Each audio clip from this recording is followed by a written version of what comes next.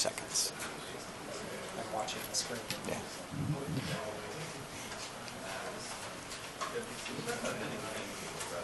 Welcome to today's CERIAS Security Seminar. We have with us today Dr. Charles Pfleeger, who is probably known to many of you who have either used or read the Pfleeger and Pfleeger textbook. We actually have with us today both Charles and Sherry Pfleeger. But today we'll have our talk by Charles Pfleeger, who has a distinguished career in information security and a very broad career. He received his PhD from Penn State, moved on to a number of positions both in industry and academia, including, I guess, University of Tennessee. University of Tennessee. Several companies at which he's probably held 3 or 4 positions that would have been called Chief Security Officer if the position had existed at the time. Has been the chair of the IEEE Technical Committee on Security and Privacy, as well as various other academic contributions, and is now serving as an independent consultant in information security, just generally helping people get it right at all levels, from policy to technical to what we'll hear about today, which is getting beyond the techies and understanding security. So, Dr. Pfleeger. Thank you very much, Professor Clifton. First off, I want to say how pleased I am to be here at the Purdue campus. We've had a nice 2-day visit to campus, and I've gotten to meet a number of really interesting faculty members and students, and undergraduate students and graduate students. And it's been really challenging to the brain to keep up with all of the different ideas that have been floating around. In one conversation, someone will ask a question about crypto, and another conversation, someone will say, "What about policy?" And a different conversation, the question comes up about optimal use of things, or operating systems, or database management systems, or privacy. It's been really, really interesting seeing the way that all of these thoughts are coming together. I credit the CERIAS Research Group for being able to bring together in a multidisciplinary way so many of these different viewpoints and different perspectives in a very positive and supportive approach.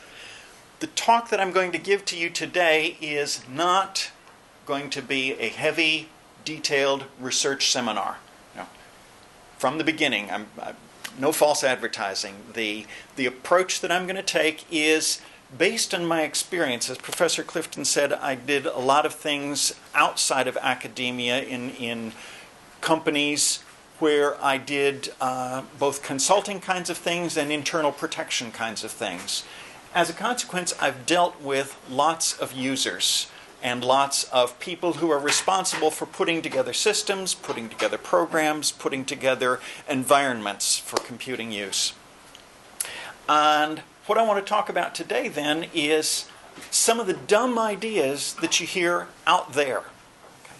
I realize that I'm talking largely to people who have a strong interest in security and perhaps a computing background, perhaps a policy background, perhaps an economics background, perhaps a management background, but in all instances, it's focused on security.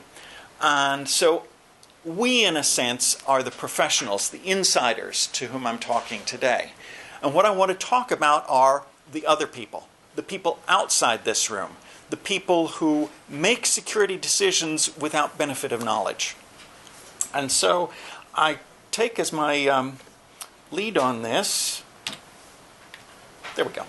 Take as my lead on this an article that some of you may have run across. If you haven't run across it before, I encourage you to look it up. It's a fun read. A gentleman named Marcus Ranum, who arguably the inventor of the firewall, wrote an opinion piece a couple of years ago entitled "The 6 Dumbest Ideas in Computer Security." And I read it, and I really, really respect what Marcus does. He's a very smart person, so that's why I'm encouraging you to read it. And I looked at it and I said, that's an interesting list. Yeah, I can agree with many of the things on his list. But then I started thinking, there got to be some other dumb ideas in computer security. So I did what every good researcher does. I went to Google. And I said, tell me about dumb ideas in computer security. And I got 3,510,000 hits for dumb ideas in computer security. Obviously, a lot of this had to do with mirroring sites that were reflecting the same article that Marcus had written or comments on the article Marcus had written. And I clearly didn't go through anywhere close to all 3,510,000 of these. But some of them then were just keying off of dumb computer security or dumb computer or dumb security and combinations of those words. So my conclusion is either it's a really important topic because it's come up 3 million times to Google, or there are lots and lots of dumb ideas related to computer security. I'll leave you to figure out which of those is the appropriate interpretation. But let me come in then with my own list of dumb ideas and what I think are the reasons for these dumb ideas. First problem is computer security professionals all talk to each other. As I said, we've had a really good interchange over the last 2 days, talking to faculty, talking to students, and exchanging views on computer security. Okay, good, enjoyable. But we're all talking to one another, and we all say, you know, this is a policy issue, and the world really needs to address this policy issue, but we're not the right ones to cause it to exist. We're not in law enforcement. We're not in the legislatures. We're not senior government administrators. We're not in positions that we can actually influence a lot of this. We do influence by what we write, what we say to our friends and neighbors, what we read, what we buy, but largely we talk to each other. We need to get to where the outsiders understand us. We can't just talk to each other. So it's not that the outsiders are dumb. These ideas may be characterized as dumb ideas, but it's not that they're dumb people. It's just that they're uninformed. They don't understand the problems and limitations in computer security. And to a certain degree, people hear what they want to hear. Dumb ideas are not new. What you will find in my slides is there's about 16 slides of content and then 2 full slides of references. And I strongly believe in going back to the original references and reading things because a lot of smart people have written a lot of important things. So you're going to see references, many of which are 30 and more years old. These ideas, these dumb ideas that are floating around in the marketplace aren't new. We have to then be able to communicate both the simplicity and the complexity of our discipline. So let's start into our dumb ideas list. Dumb idea number 1. The marketplace thinks they can do security later. Okay? And they're expecting, just as this picture shows, a miracle to occur in the middle. We'll put the whole system together, and then at the last minute, we're going to call in these security engineers. And they're going to bring in their bag of security fairy dust. And they're going to sprinkle some of the security fairy dust on the system, and it'll all be better. And I'm glad that you laughed at me. But I have honestly been in situations where I was expected to bring my bag. We're going to design the system. We've got the system already designed. It's already out for bids. It's being constructed right now. Make it secure for us. And I won't tell you all of the systems. I won't tell you the systems on which this is true, other than to say the worst one was a very major, very visible, and very critical military system. They were out there building away on the system, and then they expected security folks to come in at the last minute and tweak it a little bit to make it secure. We as professionals know it don't work that way.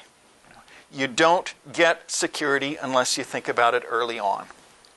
Now, Defense Science Board, early 1970s. I think the date is actually 1970. We can see from the reference list. 2 quotes. It's virtually impossible to verify that a large software system is completely free of errors and anomalies, and system failure modes are not thoroughly understood, cataloged, or protected against. Okay. That same statement is true today. It hasn't changed truth value in at least 30-some years, at least 30-plus years. We see patches galore. The finding of the Defense Science Board was strongly that penetrate and patch doesn't work. Okay? But what's one of the most popular approaches to computer security today? Bring in penetration test, bring in the red team, bring in a smart guy, bring in a hacker, let the person hack away at my system for, oh, we'll be generous, we'll give 2 days. Okay? And then at the end of the 2 days, this smart person will reveal to me all of the flaws in the system. I'll patch those flaws, and it'll all be over. Anderson's report from the early 1970s says this is exactly what we were doing in the late 1960s, and it wasn't working. And surprise, it's not working any better now. Okay? So, we need to communicate to the outside world that you can't retrofit security. Unless you start with security as one of your premises, one of your system requirements, it's not going to magically appear later on.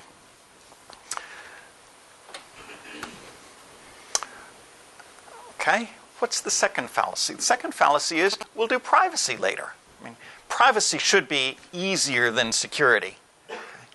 Because we should just be able to sort of paper over things or conceal various pieces. Okay. Again, early 1970s, Willis Ware with the Rand Corporation did some wonderful work. He chaired a panel on behalf of the Department of what was then called Health, Education, and Welfare. And his panel put forth a set of fair information practices. You know, about once a year you get a little form in the mail in your bank statement or your credit card statement, and it's always written in minute type, and it says, here's what we're going to do with your name and address and your account number and your balance and all the charges that you've made. We're going to spread it to these people and these people and these people, and we're going to take money from these people for doing it, and here are your rights, basically zero, but here's what we're going to do for you. Here's what we're going to do to you. The reason you get that form is directly related to the Willis Ware Committee of the mid-1970s. Their set of fair information practices essentially said, among other things, tell the users what you're going to do with their data. And then do only that with their data. Don't do a bait and switch. Right now, we have an absolute mishmash of privacy in this country. We have laws that protect privacy of banking records. We have laws that protect privacy of health records. We have laws that protect the privacy of student education records. We have laws that govern what the government can do with data. But it's all sort of a mishmash. The laws don't coordinate. There are gaps, obviously. And worse, there are overlapping situations. What do you do with a student who is taking out a bank loan to pay for medical expenses? What law applies? Well, the answer is it's not really clear which law applies. But because we have this mishmash of privacy policies and privacy technologies and privacy requirements, we don't have a uniform approach to privacy. Read sometime the European Union's Privacy Directive. The European Union Privacy Directive, again, comes directly from the Fair Information Practices. If you read Willis Ware's group's report on fair information practices, and then you look at the EU Privacy Directive side by side, you're going to see it's almost line by line the same thing. Where a report says you should use data only for the purpose for which you collect it, EU says you should use data only for the purpose for which you collect it. Where a report says you should provide adequate measures to protect the security of private data, EU privacy regulations say you should use adequate security measures to protect the privacy of sensitive data. Line by line, they agree almost straight down. The European Union read the Ware report. The U.S. has not read or failed to understand it and is still laboring under the misperception that we can fix it by adding privacy on later. Okay. Once again, we can show this doesn't work. I have a reference here to a wonderful researcher named Latanya Sweeney, who has shown the capability of data aggregation. And she took, just as an example, the governor of the state of Massachusetts. She happened to be in Massachusetts at the time. Because the governor was a public figure, there was in the newspaper an announcement of when his birth date was. Okay. So she found out when his birth date was, not even his birth year, just the month and day of his birth date. She knew where the governor's mansion was located, so she got his zip code, and she knew he was a male. Those 3 pieces of information were sufficient to narrow down to 3 people. There were only 3 people in the geographic zip code area who matched on those 3 qualities. 1 being the governor, 2 being two other people. What that says is any information that you think was collected privately and was anonymized because all you reported was zip code or birth date, all of that information with the appropriate aggregation techniques can be brought forth and can trace back to a single individual. So I strongly recommend reading Sweeney's work as cautionary and reading Ware's work as where we should be headed, and then go out and preach to the audience, preach to anybody who will listen about the effects of privacy and the fact that we're not going to have good privacy in this country unless we actually work to achieve it. So what's another dumb idea? Well, another dumb idea is that encryption cures all. I told you I was going to reflect some of my experiences from consulting. Two different anecdotes. Anecdote number 1 is I got a call from one of my clients about 2 months ago. Client works for Department of Health and Human Services. And the client said their particular unit in HHS was running around like mad because they had gotten a mandate from the chief security officer for the chief technical officer, for HHS, saying all laptops have to be encrypted. And so she said, fine, we'll go out and encrypt.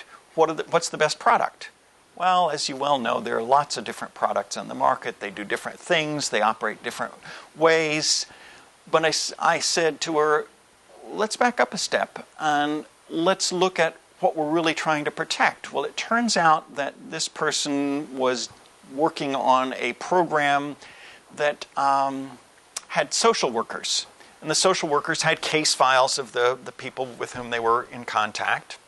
And they needed periodically to sync those case files back with the home office and report to the home office. So where were these social workers? Well, some of them were private individuals and were walking around with laptops. Some of them were in university settings and had Unix computers. Some of them were in major professional groups and had networks of computers. So all sorts of different things. So it was a situation in which one product wasn't going to fit all. So then we got into the issue of, well, what interacts with what? And if we encrypt with this, is it easy to decrypt with this? Are there any formatting issues? How is the key going to be managed, et cetera, et cetera? And it became a really significant issue. Fortunately, as I say, this group, which was just a small piece within HHS, asked the right question. They said, well, how do we do encryption? What does encryption mean in this context? What's the best way for us to accommodate encryption in this setting? Many other parts of HHS, we surmise, aren't even asking that question. Someone on high has said, use encryption. Encryption is good. Okay. Well, encryption is good. Encryption is great. But encryption has problems. Okay. The big issue that we're all aware of is key management. How do I manage crypto keys? Because strong keys tend to be long. 20 digits, 30 digits, 40 digits, 50 digits, hexadecimal, or some passphrase that's 50, 60, 70 characters long. A long key is very hard to remember. Writing it down has a certain set of problems. Storing it somewhere has a different set of problems. So it's not just encryption that's the problem, it's managing these keys, communicating the keys if I have to share something. If I have a laptop and for some reason I have to swap laptops with a colleague, or the colleague needs access to some of the files on my laptop, how do we exchange our keys? How do we do this in a secure manner? There are, obviously, in programs, implementation flaws. These are relatively rare. There's usually a fairly strong testing process associated with encryption algorithms. So these tend to be fairly rare. Algorithm weaknesses pop up from time to time with just absolute randomness. You never know when an algorithm is going to exhibit a flaw that will be detected. But the biggest problem is this bottom line problem, and that is data in the clear. Anybody been reading the papers in the last, it's been in the last 2 weeks, TJX Corporation, 2 months ago roughly, or 1 month ago roughly, they announced a major security problem, and the problem was that the credit card numbers of many of their customers had potentially been exposed, and this exposure stretches back for a couple of years. They used encryption. So they should have been safe. No, they weren't safe. And the reason they weren't safe was actually twofold. One part of the problem was you can't always use encrypted data. At some point you have to decrypt the data in order to use it. And as soon as you decrypt it, which we in the field call placing it in the clear, as soon as you make it in the clear, then, whoops, somebody can get a hold of it. And if they get a hold of it after it's been decrypted, after it's made available again, then it's exposed. Okay, so that's problem number one. Problem number two is, and TJX Corporation did have that problem, but the reason they had that problem was problem number two, unknown whether it was an insider or an outsider, someone installed malicious software on their computers. The malicious software is believed, the analysis is still preliminary, the malicious software is believed to have had the ability to decrypt. Okay. It was believed to have access to the encryption keys or decryption keys and the algorithm. Okay. So all that beautiful encrypted data that's nicely protected on TJX's computers is not protected. It's not protected at all. So encryption is very powerful. Encryption is good. Don't misinterpret my message. Encryption is a wonderful thing. Encryption is very strong. There are some excellent encryption algorithms. Using them is a strong form of protection. But we have very few true end-to-end encryption techniques. End-to-end meaning from the moment it first appears in the computer until the moment it is used. As I described, when it first goes in, there's a period before it gets encrypted. So it's exposed here. Then we go through a fairly long period when it is encrypted, and then there's another period here at the end after it is decrypted prior to its being used. It's exposed there. So we've got that exposure, plus we've got the exposure that TJX faced, that a malicious agent had somehow gotten in there and had subverted the encryption process. So all that encryption was doing nothing. It was not protecting their data the way they thought it should. Remember my story about security dust, security fairy dust. Many people think encryption is the security fairy dust. Just sprinkle a little encryption on top of it and that'll make all problems go away. And it's true, encryption does solve a lot of problems, but not every problem. Okay. Now the other anecdote that I want to relate is another customer interaction when a customer came to me and said, which is better, encryption or an intrusion detection system? And after I got up off the floor, my answer was, well, tell me a little bit more about what you're trying to do. because those two are usually not thought of as being opposites or as being complementary approaches. The customer essentially had some amount of money to spend, and the amount of money would buy one of two things, either an intrusion detection system or an encryption approach.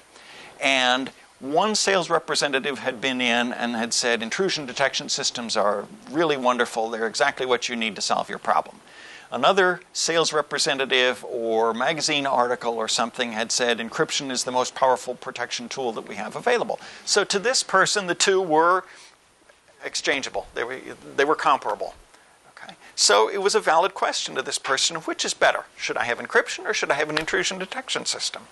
And with a little explanation to point out that the two were solving entirely different kinds of problems, the person came around and said, well, I can understand that the question I asked is not the question I should be asking. Again, fortunately, that person asked the question. Many times, the person isn't going to have two sources of information. Many times, the sales rep is going to come in and say, intrusion detection systems are really great things and they can catch hackers before they even think about attacking your system. So buy my intrusion detection system and install it and you're safe. Okay. People want the silver bullet. Silver bullet doesn't exist. So encryption is a very, very strong tool, but we have to make sure the outside community understands it has its limitations too. Okay. Another misperception out in the marketplace, and we actually foster this ourselves, is we say either you have perfect security or you have nothing. Okay? I think the reason we get this is because of the Defense Department. Because the Defense Department, many years ago, went on an approach where they wanted trusted computer systems. And they had this system designed for how to determine how trustworthy a system is and what to look for in a trustworthy system and how to rank the trustworthiness of a system. And they had a nice rating scale. What you found was some people responsible for projects would say, I need the best security I can get because this is a system that's protecting the United States of America, so I want the best system I can get. Give me an A1 system. Well, there were very few A1 systems because they were extremely difficult to produce, costly to produce, and met very, very, very specialized needs. The rest of the community didn't understand that. They said, A1 is good. I want an A. Student in a class. How many students come in and say, I'm looking for a C+ in this class? Well, okay, some do. Most students come in and say, I'm looking for a good grade in this class. I want an A. I'd be satisfied with a B+, but I really deserve an A. Most students are really in there to learn. Okay. Coming in to a system design and saying, I want just sort of average run-of-the-mill security, doesn't sound like the right answer. People want to be able to say, I've done the best I can do for security. I've bought the most expensive security solution. I've bought the most highly ranked solution. I've really put effort and energy into this to show that security is important. And the question is, what did they end up with in the end? Well, they ended up with a system that was scarcely usable and far more expensive than they should have gotten. So to look at either perfect security or nothing is a false way of looking at it.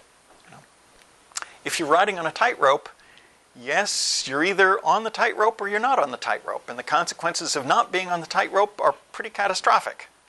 Okay. Security doesn't go that way. Security really is a continuum.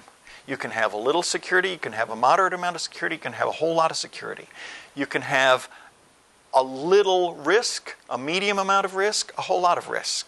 You can have a few vulnerabilities, moderate number of vulnerabilities, a lot of vulnerabilities. You can have a very attractive situation for an attacker, a moderately attractive, an unattractive one.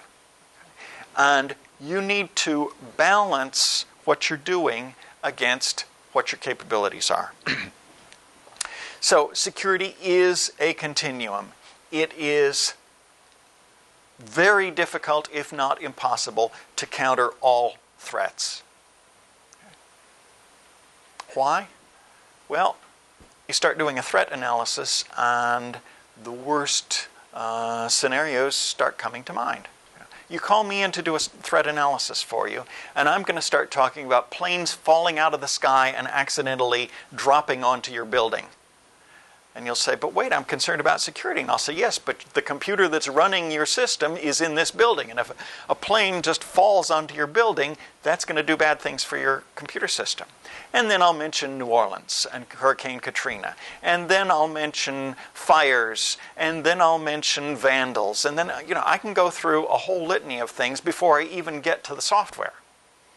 And then I start getting on the software, and well, this could happen to it, that could happen to it. You could have malicious hackers from unknown countries attacking you. You could have insiders going after your system. You could have a disgruntled former employee who wants to wreak havoc on you. You could have a 14-year-old kid who is just exploring and happens onto your site.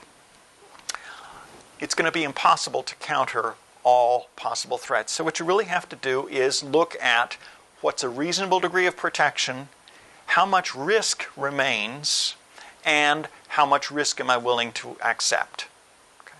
So instead of this much risk, I install controls and reduce the amount to this much. I install some more controls and reduce the amount to this much. And I say this is an amount of risk with which I can live. Have I, in my own personal house, reinforced the roof so that if a jet plane happens to fall out of the sky onto the roof of my house, I won't be injured? No. And I suspect that none of you have either. Okay. It's a risk you're willing to accept because it's a very small risk with catastrophic result, but very small risk. Okay. What do we need? We need some ways of measuring risk. We need some justifications for stopping, knowing how much is enough security in a given situation. And we need some creative approaches, some good architectures that let us optimize our security result given the amount that we've spent on it. Okay, so we need to stop looking at security as something that I can have perfection in, and instead look at how much security do I really need here.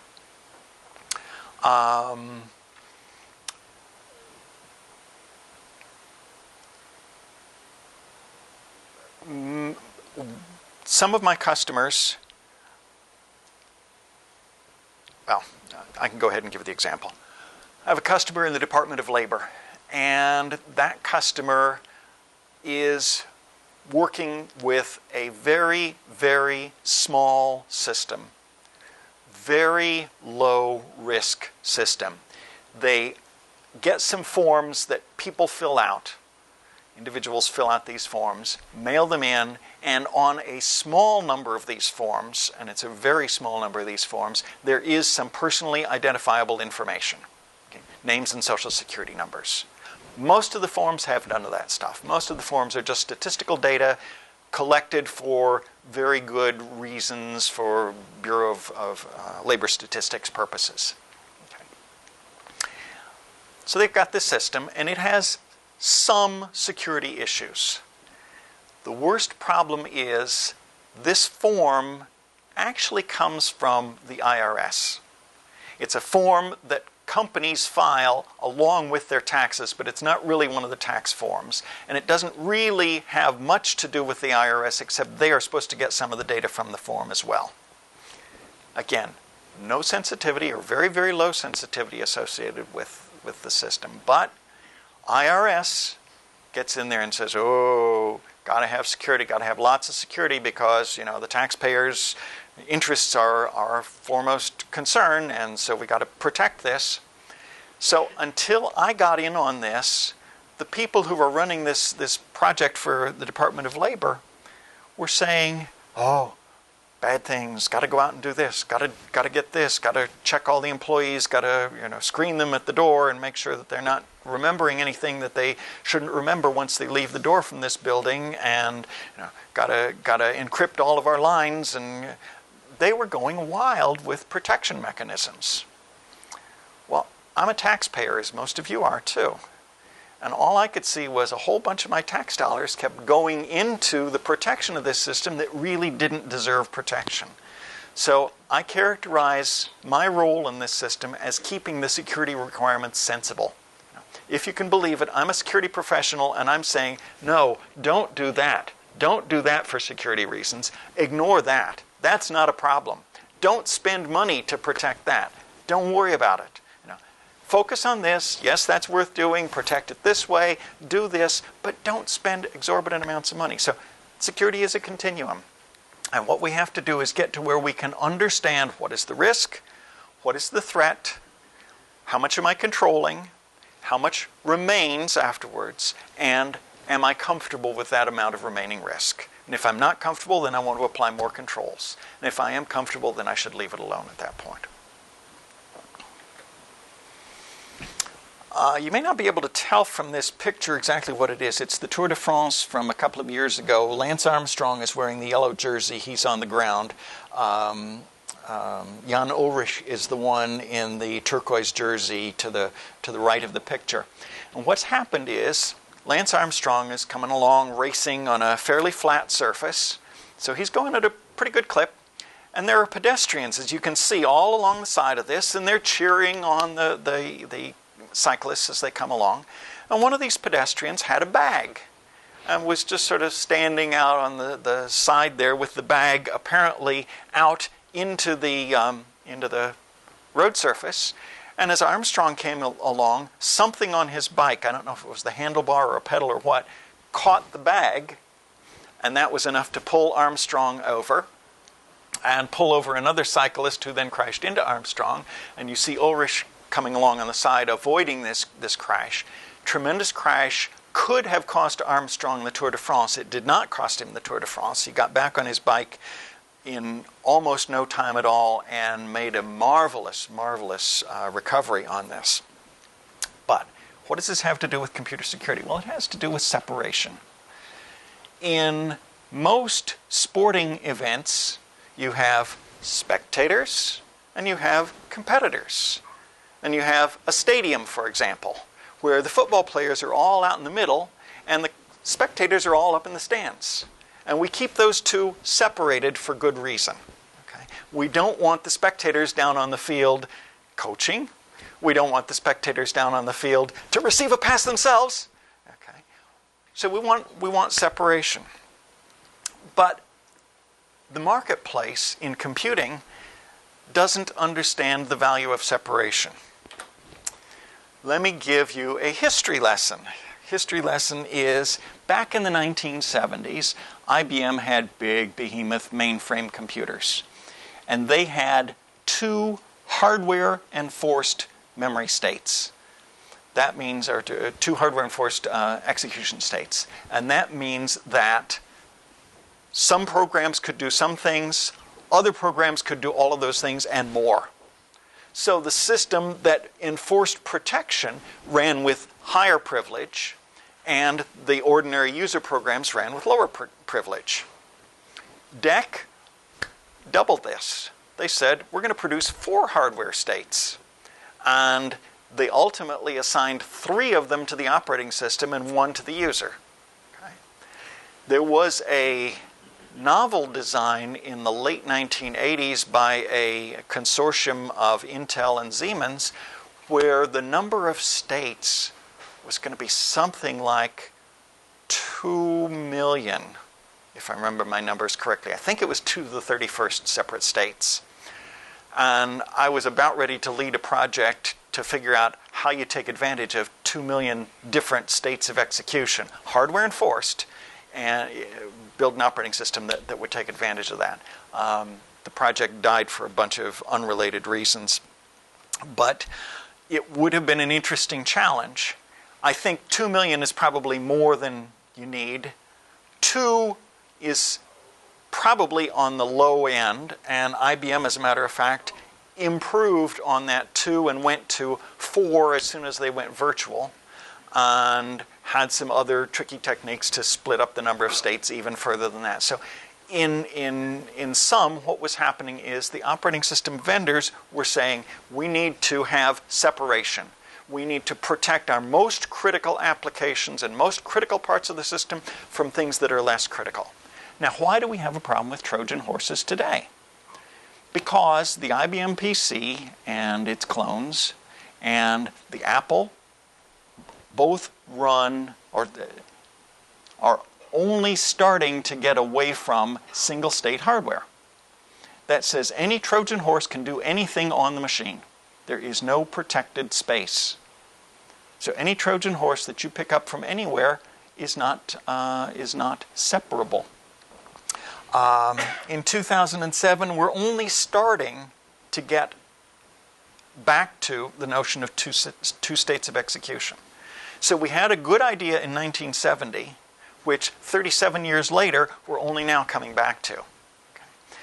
Controlled separation, excuse me, controlled separation is a very important quality in computing. Read the references, Neumann's paper on PSOS and Karger's paper on the VAX VMM. Very good papers explaining what you want to do with separation and why separation is a good security primitive.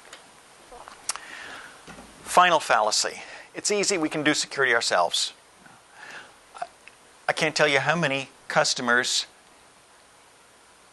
call me in late in the game saying, well, we've tried some security approaches and here's what we've done and here's what we've done. We've done this and we've done that. And it just isn't working. And the reason it isn't working is they've committed all of the flaws from the first 5 fallacies that I've presented, doing it themselves.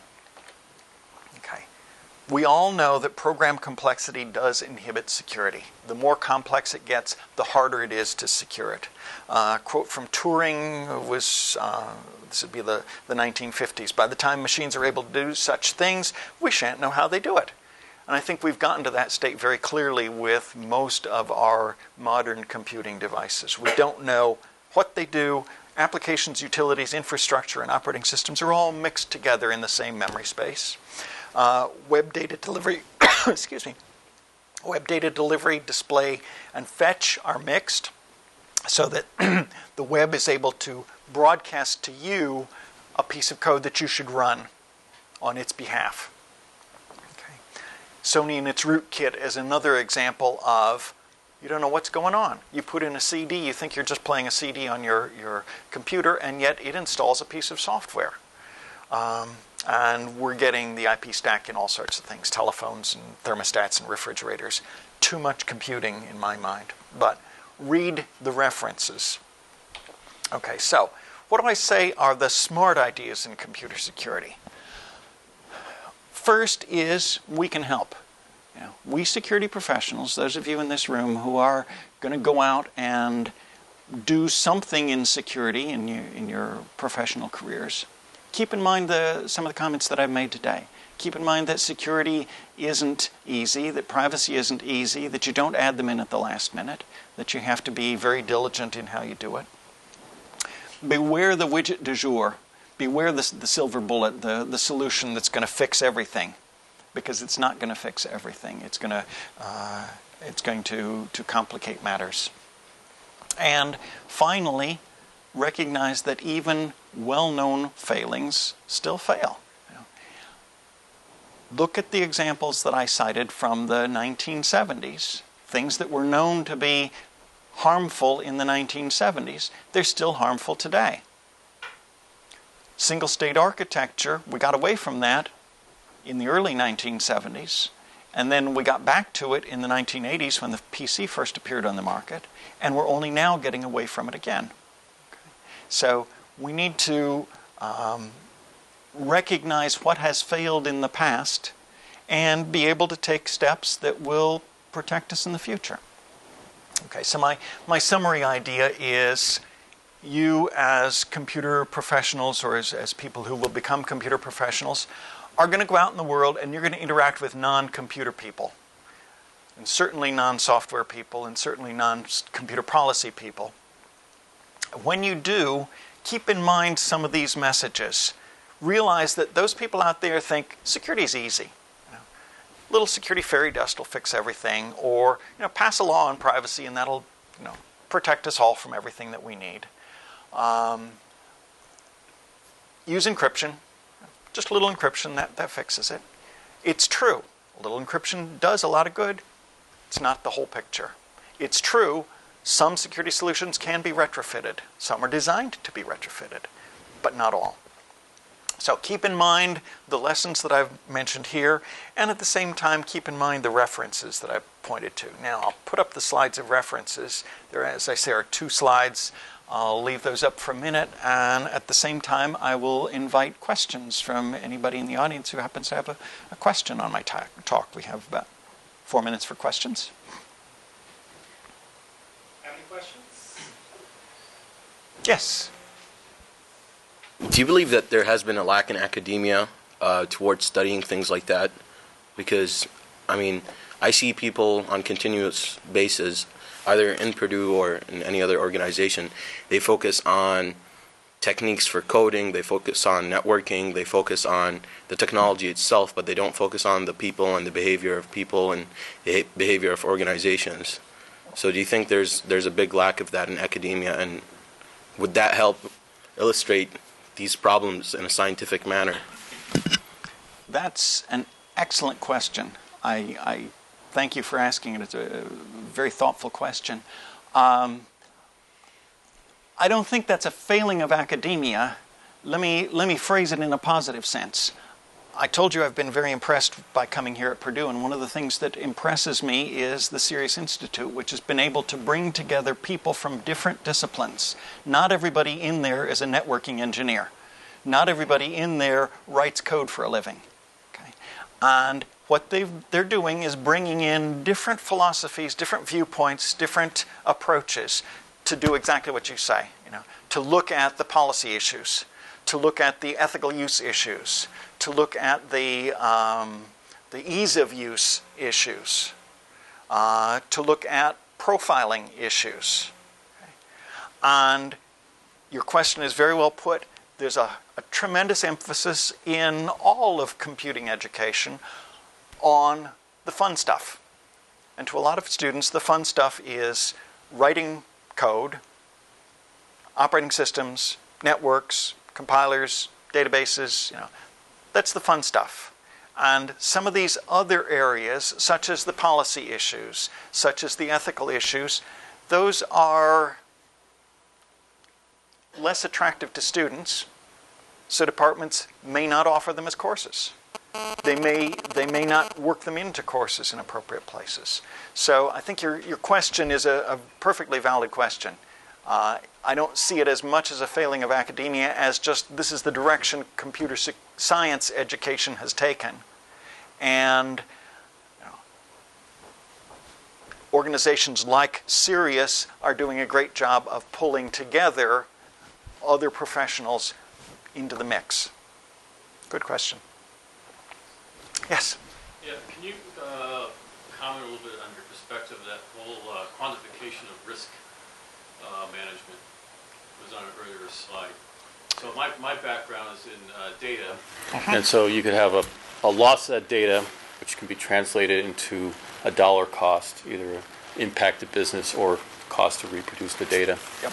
Again, and that failure can happen anywhere from a data integrity problem all the way to, the far end would be like a nuclear exchange, and so you're managing that risk, right? Yep. And I'm going what to is the impact of that? Question very, very quickly because we've got 1 minute and 15 seconds left.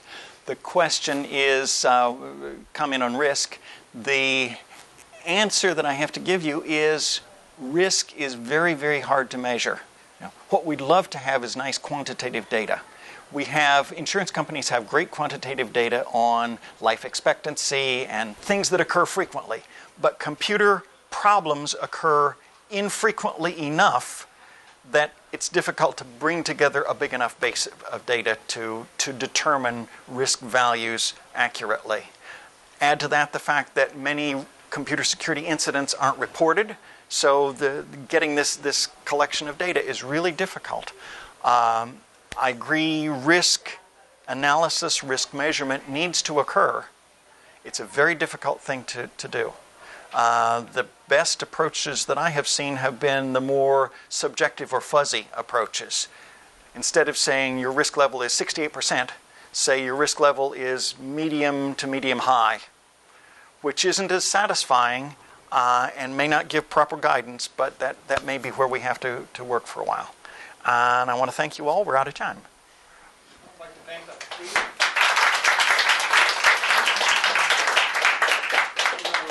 Nice job. Thanks. Since we're now off the air, I'll be happy to take any other questions. Just needed to finish that one off.